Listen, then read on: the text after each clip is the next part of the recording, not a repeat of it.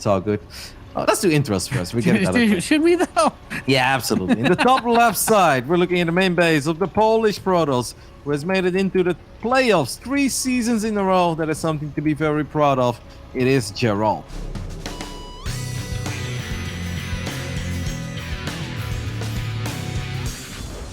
Exxon Gaming, right? And in the bottom right, we have the blue Zerg player. He is Lambo.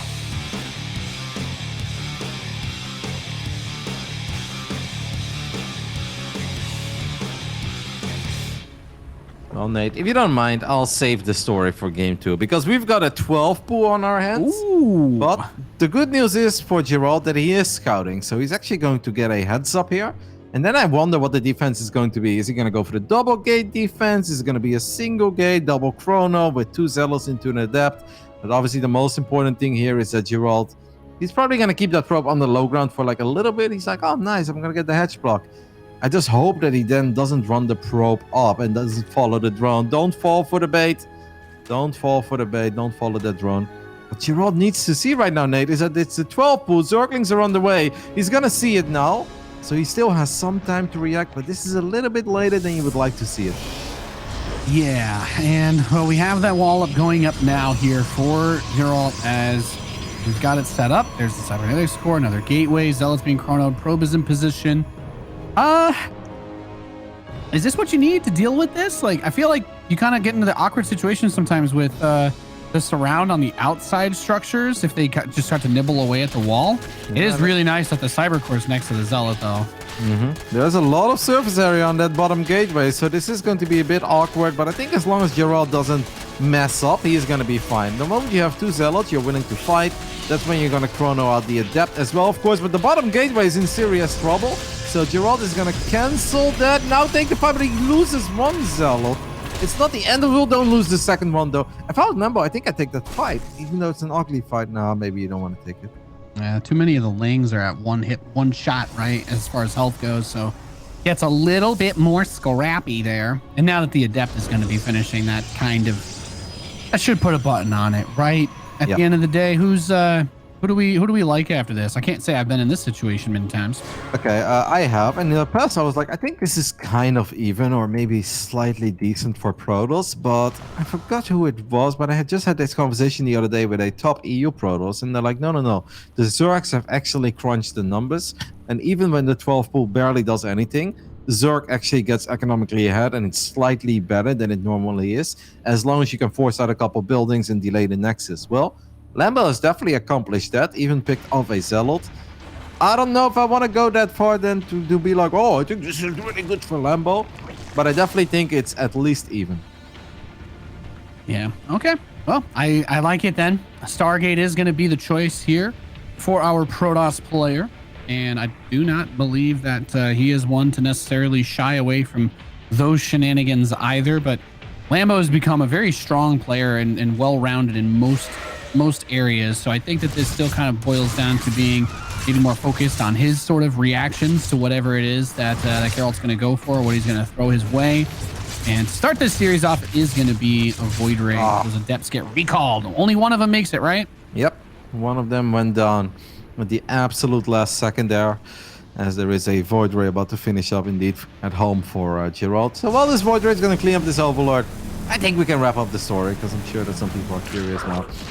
Anyways, we connect to a Google Hangout call, and then at the end of the night, then you're supposed to obviously leave the call, and you're supposed to leave Discord as well, because we're on Discord and Google Hangouts. But for some reason, I often forget to leave the Google Hangout call.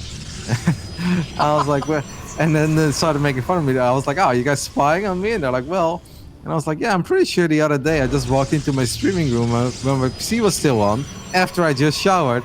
And then I realized I was still in the Google Hangout call. And then I heard one guy laughing very hard, awkwardly in the back. I was like, yeah, so you guys have seen me naked at this point, huh? And then everybody just started laughing. They're like, all right, this is getting really weird. I'm like, yeah, I'm moving on.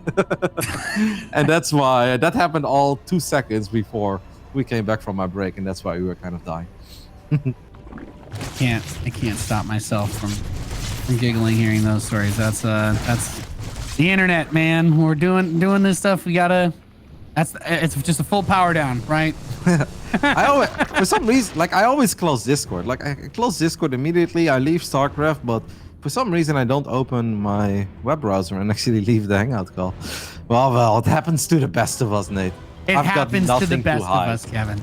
It happens to the best of us. I'm very aware. We have the Roach Warren finishing up. As the players coming in. You know what? I just want to say I did. As much as I already love and respect you, I gained that much more for you for telling that story. 'Cause I would not be brave enough to say that on the internet. As the players halfway done, I'd be too ashamed of myself. Well, I don't know if they were actually watching it. This was like a solid 2 hours after the broadcast was done. So if somebody is still spying into my room, that person has bigger issues than me. Like, with these broadcasts, that means it's at like 4 in the morning too. Right? Exactly. Somebody is then still spying on Roddy. He's like, wow, Roddy's staring really intensely at his monitor for the last 2 hours, and now he's taking his shower. Like, you know what, Nate? That person has bigger issues than me. Fair enough. I can't argue with that. All right. That is a very solid amount of adepts for Gerald, as 12 adepts with resonating glaives are making it to the outside of the map. I wonder if he would ever settle for just canceling the 4th base here. The Void Ray is going to put some work on that, but it seems like Gerald wants a little bit more. Where are the roaches when you need them the most? They are a little bit late, and this is actually a great start for Gerald. Look at the amount of adepts that are in the main base and no roach to be seen. Yeah, these completely exposed mineral line, but a little bit of back and forth maneuvering with those drones keeps a good amount of them alive inside the main. I do like the way that he was positioning and setting up, because now these adepts are mostly just shooting at roaches. If you're Lambo, this is the ideal scenario. If you can eventually cut this down, of course, you don't want to just have your roaches all die. But the thing about resonating glaive adepts is they only need to have about a second or two in a mineral line to wreak havoc, because they attack fast, and well, as long as you've got 2, you're one-shotting those drones. So on the way out, even though it seemed like a good defense at the start, 15 drones get picked off, and Gerald finds himself with a very slight worker lead now. Kev, did he get the damage done that he wanted to with that, or are you hoping for more? No. I think this is more than fine. If it's just 15 drones and it only lasted for like 3 seconds and the 4th base is up, then I'm like, questionable. But the fact that this went on for a while, that Lambo obviously lost quite a bit of mining time too, but the real icing on the cake, the absolute victory, is the fact that Void Ray was able to cancel the 4th base, and I think that really makes this a perfectly fine scenario for Gerald. Now obviously you do throw away a lot of units, so you're down a little bit in army supply. I think the most important thing right now is just scout that spire, mate. If you scout the spire, you can get ready for it, you're gonna be fine. If you don't scout the spire, you're going to be worried about roaches, zerglings, ravages, banelings, maybe hydras. But you're not worried about the one thing you should be worried about, and that is the mutas. Yeah, that's definitely got some big potential there to disrupt the way that Gerald's kind of been trying to move forward with this game, especially since the direction appears to be that robotech. And we know that stalkers can kind of be a stopgap for this, depending on how much they commit to it. But it's not necessarily going to completely shut it down either. So this Oracle going into the base, I mean, scouting is going to be something very, very, very important here, but it's too late, man. I mean, it's too late to see the mutas and now be ready for it. Gerald thinks he's about to go up against 1 million roaches and ravages, and yeah, that's part of it. But then we also have 10, 11 mutas that are about to show up in your main base, in your natural. We do have cannons going up as the Oracle gets picked off by the Queens.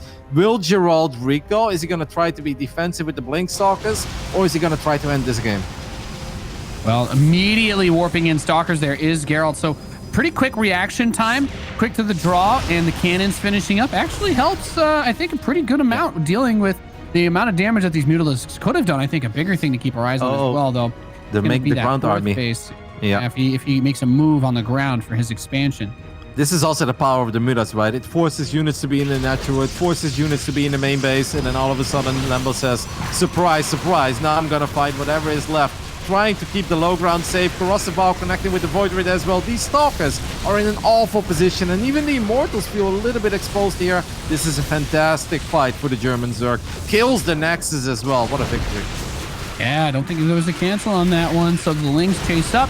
You're going to eat some of the first shots that come towards this army. Very important, as the Roaches do not want to get directly assaulted by those Immortals, because he didn't target fire with them. And now Lambo's taking a dominant supply lead. And it's not just roaches, man. He's got the mutas, he's got the ravagers, a decent amount of lings, and this is just so much Zerg to deal with on the Protoss side. Yeah, I'd love to see Lambo go towards the third, actually, because there was a very exposed robo here. I mean, Lambo still has a 50 army supply advantage, but a lot of it is either being built or making its way to the other side of the map. Look at the amount of Muda as well. We went from 9 to 20 Mutalists. The overcharged battery goes down immediately. Gerald needs a sick disruptive shot so he can bring those Stalkers over safely. He's not getting that great split by Lambo. I think Lambo's done enough here, Nate. Yeah, he has done a tremendous amount of damage, absolutely pillaging the third base, doing tremendous damage at the natural, but also just not ever being able to get that fourth base is huge because Lambo's getting his fifth while all of this is going on. He's not just tunnel visioning on the fight. He's keeping an eye on the other things in the game that he would have to do afterwards. And with that, Lambo takes game number 1 in this best of 5. And that's, I mean, just very, very cleanly played. And took some damage from the Adepts, but it didn't really phase him. It wasn't a killing blow. So he was able to bounce back. And then, as you said it, right when that army wants to move out, mutas show up. Everything has to go running home to defend. Yeah, I think that Gerald truly was in a fantastic position, especially after canceling the fourth base as well, but just not seeing the Spire, not seeing the Mutas until they pretty much showed up in his base. He did a great job with the initial crisis management. The cannons finishing up helped up, and then he wiped in a couple Stalkers. I was like, well, that's not all that bad. But then Lambo saw his opportunity. He's like, all right, I know you've got units in the natural. I know you have units in the main base. This is where I at least cancel your fourth base. Ideally, I kill it, but hopefully I can get a couple of units that are chasing my Mutas out on the map as well. And yeah, that just worked out perfectly for Lambo. Very well done. And I love that he made even more Mutas, because sometimes if it's just roaches and zerglings reinforcing, then it can get a little bit tricky against like choke points, blink stalkers, sentries. But he's like, nope, we're going to make a few more Mutas. And then 20 Mutas show up as well. And then static defenses stand no chance either. Yeah, that's... The initial reaction time looked good, like the way that he immediately warped in, but it's just when you're put to that point, that's what the Zerg player wants you to do, right? Spam out a bunch of Stalkers that are going to be useless against Lings. The Ravagers are going to be able to beat him in a head-to-head straight-up fight with all the Roach support. And then blinking down to try to save the fourth. You're like, okay, almost all those Stalkers are going to die now with the fourth base, and then you hardly have anything to keep yourself alive moving forward. And that was a really good start to a series by Lambo, especially just considering the way that he opened so aggressively. Didn't really do a tremendous amount of damage with the fast pool, and also was able to not take too much damage, even though he lost 15 drones to that resonating glaive attack. So just very impressive overall. From our blue Zerg player here in the Northeast, he is Lambo.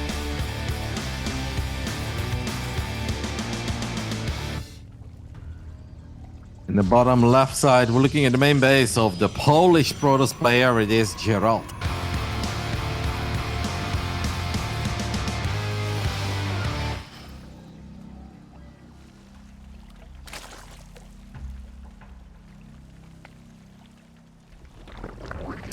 So there's that pool again. Yeah. So I guess this is really, there's a very good chance that Lambo is going to do this every game, because if you do it on this map, then you may as well do it on pretty much every map out there, maybe besides Romanticide. But yeah, a lot of Zergs are just very comfortable 12 pulling. And I'll be like, no, this is fine actually. Like, I know what's going to happen. I know that you will most likely not mess up in the most ideal way possible. But A, if you don't scout, you're dead. So B, I'm going to force you to scout every single game. But they are okay with that scenario that happened in the previous game. Now, I got to say that I do think it worked out fantastic, that there was so much surface area. That's very nice, actually, getting the probe immediately. I think the fact that there was so much surface area... Oh, speaking of surface area, that is a very exposed cybernetic score. Yeah, a bit different than the last game, huh? Where it was tucked in very safely. I mean, it'll still be close to the Zealot, but just all that whole right side of it is begging to get nibbled on. Yep, I actually think this is going to be rather difficult for Gerald to keep that core alive, and that's very important. The TLDR is, I want to say that the fact that the gateway got cancelled and was forced to be rebuilt actually kind of worked in Lambo's favor. That's obviously a nice little victory. Lambo's trying to trap this Zealot, trying to make it go a little further than it should. But I think he knows that Gerald is not going to mess up here. This time, I don't know if that gateway is going to get cancelled, though. I don't think it will. No, so there's the second Zealot. That one's going to be willing to play a little bit more ball. Of course, the key to this one is, right, you don't want to get surrounded by all of the Zerglings with the Zealot separated. If they've got their backs, if they're right there, you know, then then you've got your buddy cop movie right there, and they're going to be fine. But if one of them gets split off and surrounded, things get ugly quickly. Good save on the second gateway, right? Not having to think about building the wall behind the wall like he did last game is going to save a couple of bucks for the Protoss. Yeah, what I want to say is what I like about the way that Lambo does this is that he keeps all his Zerglings alive. Because if you look at the numbers right now, this is clearly all right for Zerg. They're down 2 workers, but the natural is up, while the Nexus has only now just started for Gerald. So that's obviously always a great scenario. But normally there is this awkward moment where then 2 adepts make it to the other side of the map, but you barely have any Zerglings at home. But since Lambo keeps all of his Zerglings alive, now he might get this adept as well. One more tap. Yes. Oh, there you go. Yeah, he doesn't need to rebuild those links, so it's just kind of happy droning season on the side of Lambo. And yeah, it started to make a lot of sense to me why Zerg players are completely okay with 12 pooling, because this indeed does look like a perfectly fine scenario for the Zerg. Yeah, I mean, maybe. Oh, that surround is brutal. You know, this is the other thing I like about Lambo as a player too, is because he's a kind of a smart guy like that, where if he I would be very surprised if prior to deciding like 2 games in a row with this fast of a pool, that he hasn't basically felt out that he can deal with almost anything if this build doesn't do serious damage. Because not only did it not really do that much last game, but he also took that huge blow from the Resonating Glaive Adepts. And yet somehow it didn't phase him, and he made a game look messy as he claimed victory. So that's one of the nice things to see. A little bit of interesting decision making and strategizing by our Zerg. Yeah, and if you're Gerald, you're already down 0-1, where you probably felt that could have and maybe should have been your game. Then this game starts off and you lose both adepts in the center of the map against slow Zerglings. These Zerglings did not have speed.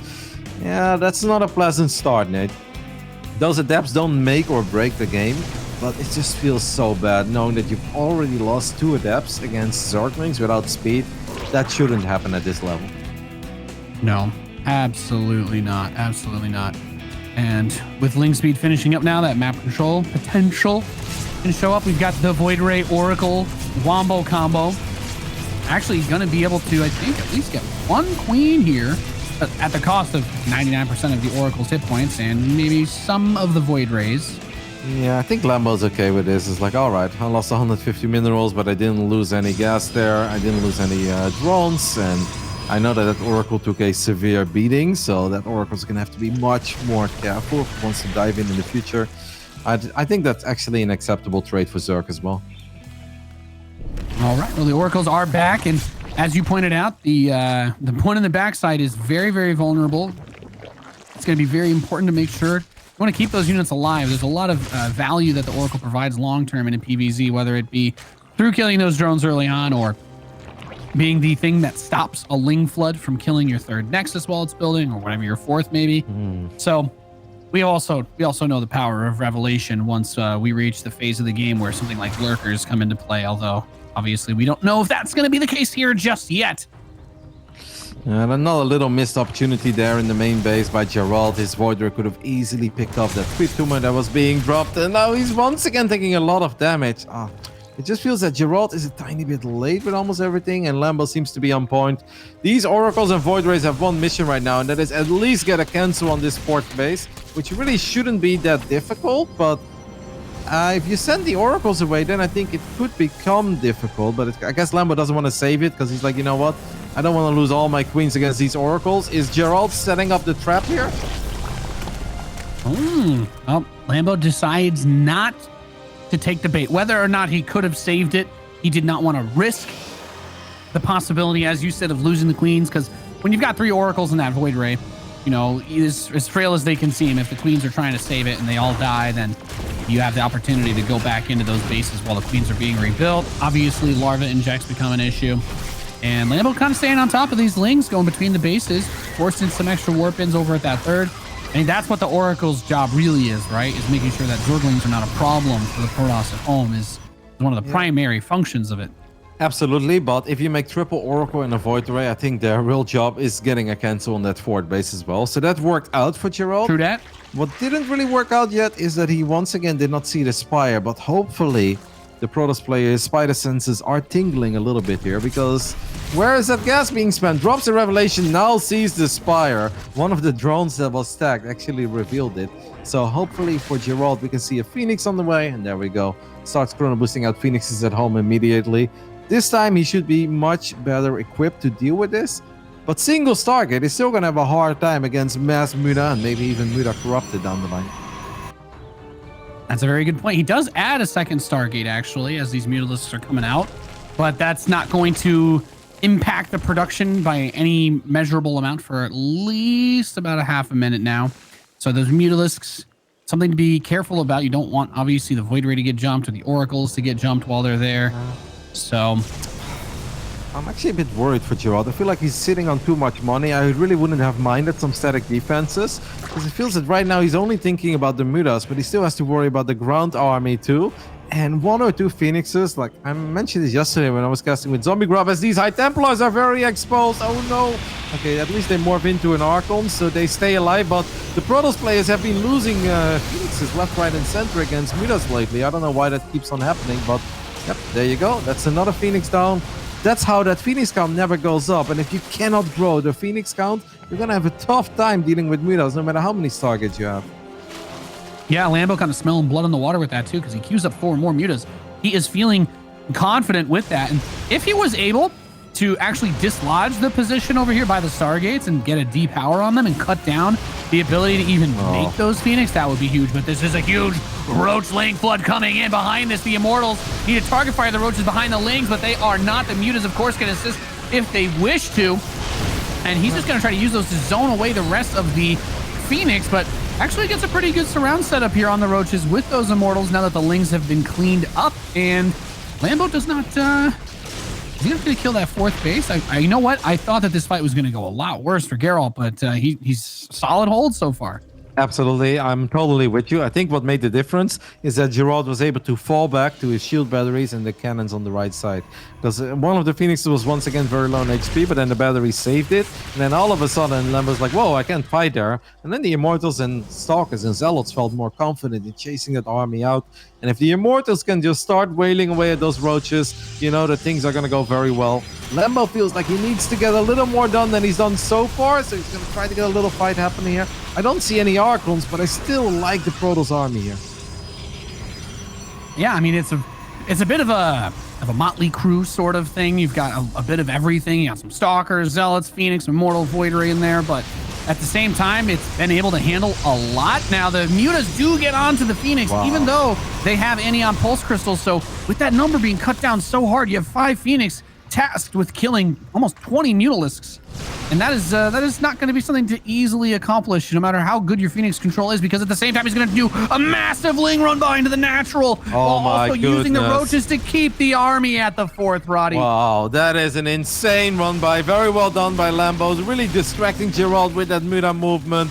The Zerglings are just going to town on the main, on the natural. The Mutas can actually help out. They're killing a High Templar maybe, getting rid of 1 or 2 of the Immortals. But the best thing about all of this, well, the run by is the best thing, let's be honest. But the second best thing is that Gerald is so busy, so occupied in dealing with these Mutalisks that right now he's building more Phoenix and he doesn't really need them anymore, Nate, because Lambo is transitioning on his side of the map. Lambo is playing some very solid StarCraft here. Very well done. Yeah, no, this is just insane, actually. Like, Lambo is this is like the kind of series you play when you're trying to make sure that everybody knows you don't belong down here, you belong up top in that upper bracket in the close to the grand finals. And I think you said it perfectly earlier in the pregame. This is what makes you look at a guy who plays like this, you're like, this isn't a top 16 player, this is a top 8 player. Yep. He is looking really good, and this is more of what we got to see in the group stages. Just really, really fantastic Zerg play out of him. Multi-prong harass, Mutas whacking towards the assimilator to bounce the shots onto the probes and cut down the gas income, while also being able to retreat to the Hydralisks that are repositioning to cut off the attack path of the Phoenix. Like, he's hardly making any mistakes with the control over here. It's just been a very clean game out of Lambo. 12 minutes into this game, Gerald has lost more resources than Lambo. This is a PvZ, Nate. Like, that's not... Oh, that's illegal. Yeah, no matter how good the Zerg is playing, Zerg always loses a few more resources than the Protoss, right? Well, apparently the answer is wrong, not this time. Lambo does have to be a little bit careful. I don't know why he's so keen on attacking the third. I would much rather see him attack the fourth base. That feels so much easier to me because you don't have to go up a ramp. You don't have to worry about high ground vision, but you know, Lambo is maxed out. Lambo can be a little bit reckless if he wants to, and he's even got a Great Aspire on the way. No, oh yeah, don't forget this circling one by actually killed the fleet beacon. Like, nobody's gonna rebuild a fleet beacon if all you see is roaches, hydras, and banelings, right? Because that feels like a waste of money. I hadn't even considered that. Yeah, without the fleet beacon, yeah, he can't even try to make that quick readjustment. Because I mean, fleet beacons are not cheap, and I mean, Gerald has some money, but you want to max out. What is it like? He just started it now. It's like 300 minerals, 200 gas, or something insane like that. I think it's the other way around. I think it's yeah. I don't know. I build them like every game, but I don't know this. Yeah, TLDR are pretty expensive. I think it's 300 gas, but I could be wrong. Railings connecting with the probes there as well. 7 probes go down. Lambo's is having a ball this series. He's playing fantastic StarCraft. You can really see that he's in his element, and something very weird has to happen for Lambo not to win this game. Yeah, well, he's got so much money. We're going to see the +2 Baneling memes progress forward, killing off the field batteries, pylons, probes. Hey, the Mudas in the main base as well. Oh my goodness, Lambo's putting on a Zerg clinic over here. How to play CVP in the year 2020. It really doesn't get any better than this. It's hard not to fanboy out a little bit. He is playing beautiful. These Mudas may finally go down, but that's just going to free up the supply that Lambo was looking for those Corruptors and start making some Brood Lords. But if I see carriers on the way, I'd almost say, you know what, don't go Corruptors. Or don't go Brood Lords. Maybe make like 2 or 3, but besides that, just use those Corruptors in your insane economy to right-click on some carriers and have even more fun. Yeah, this has been some next level play out of Lambo that we've seen thus far. And Gerald is climbing up in the supply.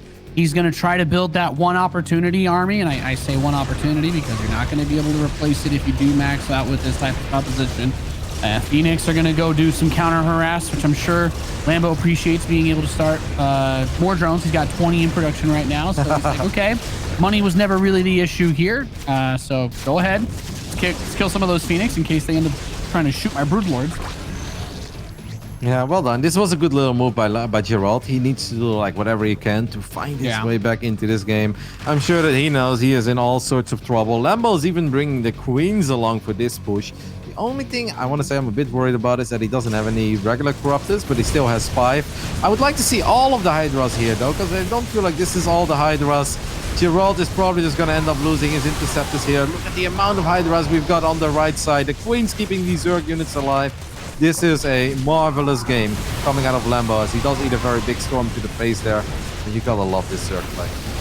Yeah, I mean, once you get rid of the carriers or the interceptors, there's not really anything else that can effectively deal with the Brood Lords. Like, those Phoenix would take quite a while to punch through that air carapace. So damage is going to happen no matter what. Even if there's a timer on this, if he was somehow able to kill everything here that Lambo had, which I don't think that he can.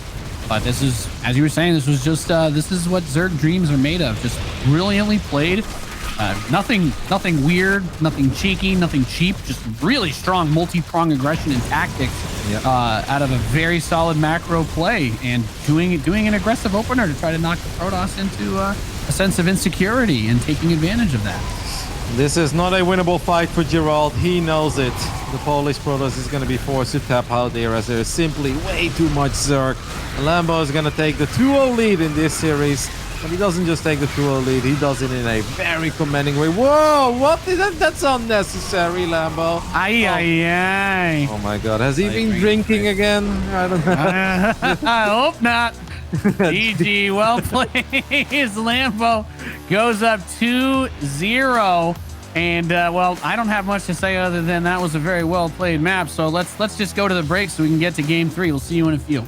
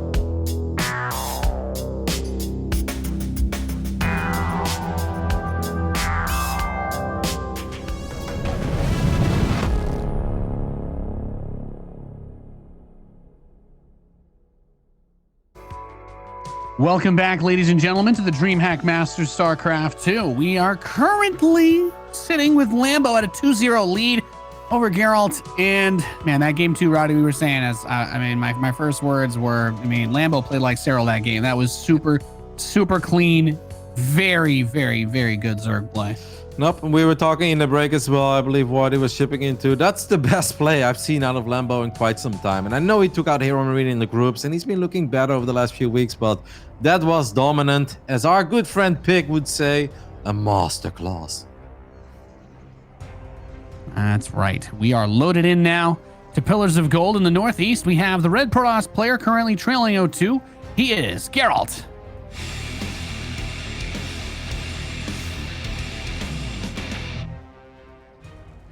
In the bottom left side, playing like a man on fire, the German Zerg Lambo.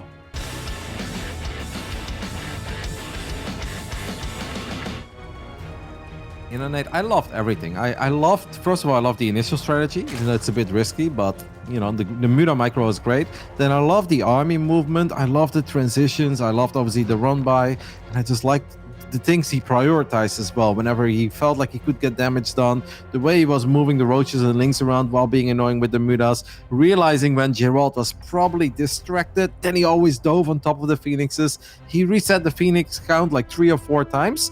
And while all of that was going on, he's like, I don't even care about the Mudas anymore. But then he still found more damage with the Mudas down the line. Just really cool and clever Zerg gameplay. Yeah, and it's been fun to watch. Just, you don't know what's going to happen at the start of the game because the aggressive potential is there. But when you plan around an expectation that you aren't going to probably be able to do too much, it does free you up, right? Because you say, all right, I'm going to try to make the most of this. If I can't do it, I know that I can still play a macro game behind it. And that was the story of the first 2 games. Just putting a lot of pressure onto Gerald, a player that hasn't been on this type of stage as often as Lambo. And now Lambo goes from student to master, right? Being the guy that's like, okay, I've been in these brackets a bunch of times. The nerve shouldn't really be a factor anymore. So we'll have to see what comes of it for this 3rd game if Lambo's able to close it out. Geralt with that pylon by the 3rd, Kev, that is a little bit interesting, right? That is very interesting. Maybe he just wants to hide his tech. Maybe he goes for a Stargate there. I think that would make a lot of sense. Whoa! Okay.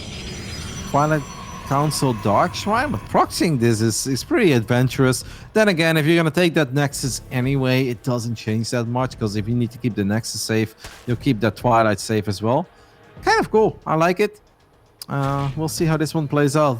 It's so bizarre to me that if you just watch that game that Lambo just played, if Lambo wins this series, it's the first time in any of the three DreamHack Masters events we had so far that Lambo breaks into the top 8. Like, that doesn't even add up in my brain, but it would really be the case. Absolutely wild. Absolutely wild. I still want the graphic at the end of the year where we get to see by how many NA cups, how many weekly cups players that didn't play in as much of them potentially missed it by, because I'm like, there's been a lot of opportunities, but man, now it's really down to the wire for everybody that's left that wants to climb up. There's not going to be too many more chances before the World Finals, whatever that ends up looking like. Yeah, it's hard to predict in this day and age, but we know that we're gonna get one way or the other, and I think we all can't wait for it. For now, let's see if Gerald can turn things around, because Gerald has looked so damn good in these previous 2 seasons of DreamHack. Obviously, last season knocked out Lambo of the playoffs. Had an all-right group stage performance this time, not as impressive perhaps as the one before. But this series so far, a bit of a disaster. It's not just the fact that the mid-game and the late game didn't work out. It's the early game that's not working out for Gerald either. In the first game, I felt he was a bit behind after the 12 pool. Then he did kind of salvage it, but in game 2, it was like, okay, much better defense, but then he loses the 2 adepts against slow Zerglings. That's just the kind of stuff that, even if it doesn't lose you the game, it does really start adding up, and it doesn't feel good. Yeah, it's the little things, right? When one thing goes well and then another goes well, you might say, hey, I'm trying to get the big things done, but it's about building that confidence, getting the ball rolling, getting some momentum.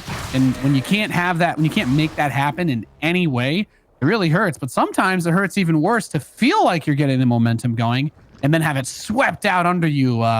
Primarily, I'm talking about the game in this series where Gerald gets in, he gets this big adept attack, he gets 15 drone kills, and then all of a sudden he's left asking, he's like, well, I should have been in a great place, right? No, he got absolutely dumpstered by the end of that one, and you're like, oh my God, how do I bounce back from this? I felt like I was in one of the best positions I could have been in, but then, you know, it doesn't end up working out, and that's equally stressful because, you know, it's like if the things that I do well aren't enough, what is? Yep, Gerald tried to maybe get adventurous with the Dark Templars, but obviously Lambo, his circling in the early game, already saw the hidden Twilight Consort, saw the hidden Dark Shrine as well. So Gerald is going to give up on the Dark Templar dream, thinking that he could potentially maybe snipe an Spore Crawler because Lambo's not expecting it. He knows Lambo knows, so at that point he's like, well, I'm just going to settle for the guaranteed damage, and that is with a little bit of arc on arrest. Obviously, you have to be careful. You cannot take too many shots of those queens on your prism. There's a Spore Crawler there on the left. I hope he's paying attention. Gerald is paying attention. A lot of misclicks. Oh no, oh no, no, no, no, no. Now he's going to recall one of the Archons, but that one goes down. The second one takes damage as well. No, this really does start to feel like it's just not Gerald his day. Yeah, nothing's really been going super well for him in regards to that, and that's what I'm saying. It's like the one time where things look good, still couldn't make it happen, and then it feels like things just start to slip out of control. You're down 0-2. Lambo's playing, honestly, what looks to be some of the best StarCraft he's ever played against you, right? You know, it's not where he's not up against Esl or Rainer right now. It's someone that you probably were hoping that you'd get him to underestimate you a little bit, right? Something like that. I do like what Gerald is doing in this game. Obviously, that was a very unfortunate double or triple misclick even. You could see the Archons in the Prism derping, and at one point he's like, no, I can't go anymore. It's too late. I gotta say goodbye to one of the Archons. But even though Gerald has no idea that there is a Spire on the way at this point, he's like, you know what? If you build Spires when I have a Stargate, you're definitely building a Spire if I open up with an Archon draw, because you know I can't build any Phoenixes. So Gerald is going for a blind double Stargate. And if there is a way to come back in this series, Nate, I would say it's a blind double Stargate, because we know that Lambo can get a little upset in some of these games, some of these series. And if Lambo just flies 9 mutas to the other side of the map but gets greeted by 5 Phoenixes, he's gonna be pissed, especially if he knows that Gerald didn't even scout the Spire. Yeah, he's kind of setting himself up with some anticipation for what's been happening in this series, though, right? On some level, Lambo has been relying on a bit of a bounce back, right, between those types of tech, whether it was for some sort of attack or stalling or big muta or going into Brood Lords. The Spires have been a part of this series, so I actually don't mind taking that angle of it, because you just need to be able to deal with whatever your opponent's going to throw at you. And thus far from Lambo, it has largely been about that multitask playstyle, very fast, lots of lings, lots of mutas. So I don't hate it, but I can definitely see that's something that you're not going to be super happy about on the Zerg side of things if they're that ready for it. Nope. I mean, Gerald kind of made it a bit harder on himself because he was supply blocked there for quite some time. So I feel like he could have already had 5 Phoenixes out. Instead, he has 3. But even 3 does a lot better than just having 1. There is no shield battery here, but Lambo's going to be like, what the hell? Double Stargate Phoenix? Like, what are you doing? At the same time, he's going to get a cancel. Is that a kill on the fort base? Oh my goodness, he just killed the Nexus. Gerald, what is happening, my friend? Well, that's brutal. That's absolutely brutal. Phoenix are coming up onto these Mutalisks, but they're not microing away. He's trying to do the dance outside the natural, but it's really just 2 Immortals and a handful of Zealots trying to kill an army of Roach Ravager. And then the Mutas are like, oh, you're going to go over there? That's fine. Well, we're back over here now. And you are forced to split your attention in such a way that there is just an overwhelming amount of Zerg in your face. There's the 5 DTs coming in. The Phoenix kill the Overseer. So you're thinking to yourself, maybe this is my ace in the hole. Use some Dark Templar, try to stabilize this game, slow things down, take away some of that aggressive pressure. And while it certainly is buying him some time, I don't know. He needs a lot more than I think what Lambo's going to give him.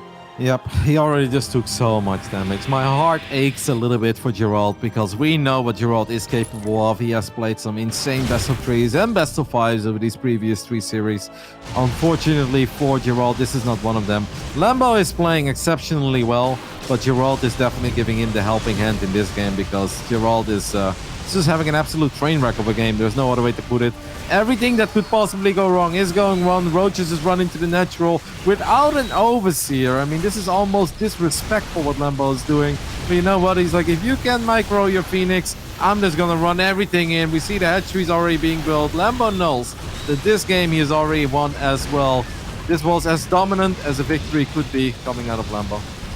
Yeah, doesn't get much uglier than this, unfortunately, for Gerald. I thought he had a pretty good run. I thought he was looking good this season, but Lambo did